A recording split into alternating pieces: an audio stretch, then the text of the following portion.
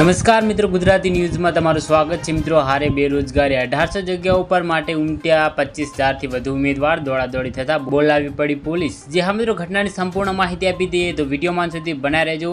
મિત્રો, નવયુવકોના ખભા પર ભારતનું ભવિષ્ય હોવાની વાત કરીને રાજનેતાઓ સત્તા મેળવી રહ્યા છે, ત્યારે નવયુવકની મૂળ તસવીર ખૂબ અલગ જ છે। જે હા મિત્રો, ઉત્તર પ્રદેશ, મધ્યપ્રદેશ અને બિહાર સહિતના ઘણા મોટા રાજ્યોમાં યુવાનો ઘણી મોટી ડિગ્રી લે તો પણ કોઈ પણ યોગ્ય નોકરી મેળવવા માટે ખૂબ સંઘર્ષ કરવો પડતો હોય છે। દેશમાં બેરોજગારી માજા મૂકી હોવા તેવા દ્રશ્યો સતત સામે આવી રહ્યા છે।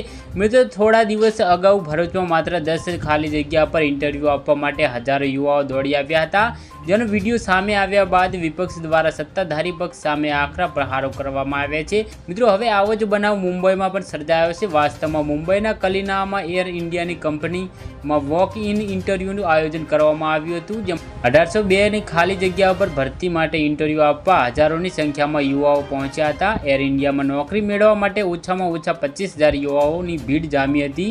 આ દરમિયાન 1 કિલોમીટર લાંબી લાઈન હતી, જેના કારણે પોલીસ બોલાવી પડી હતી। આ બેરોજગારી દર્શાવે છે। જો મિત્રો તમે અમારી ચેનલ પર નવા હોય તો વિડીયોને લાઈક કરી, શેર કરીને ચેનલને સબસ્ક્રાઈબ કરી દેજો। ધન્યવાદ।